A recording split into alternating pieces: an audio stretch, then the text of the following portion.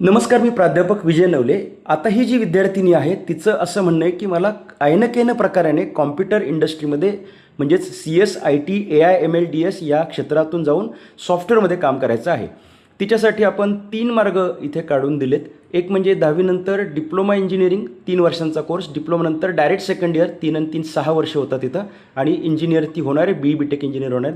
दुसरा जो मार्ग आहे तोही याच कालावधीचा आहे, तो म्हणजे 12वी सायन्स PCM घेणारे, MST CETची परीक्षा आणि 4 वर्षांचा BTechचा कोर्स आणि ती इंजिनियर होणार आहे. इथं डायरेक्ट सेकंड इयरला प्रवेश होता, इथं फर्स्ट इयरलाच प्रवेश मिळतोय.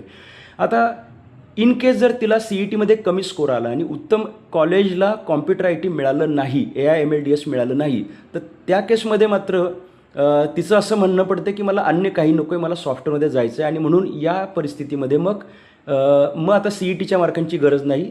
BSc आणि BCAच्या माध्यमातून खरं तर सुचवतो आम्ही BScच, BCA अगदी रेअर केसमध्ये. त्यानंतर मग MSc किंवा MCA तुम्ही करू शकता. आणि म्हणजे इथं आता मास्टर्सपर्यंतचं एज्युकेशन लागणार आहे आणि त्यानंतर तुम्ही IT सॉफ्टवेअर प्रोफेशनल बनू शकणार आहात.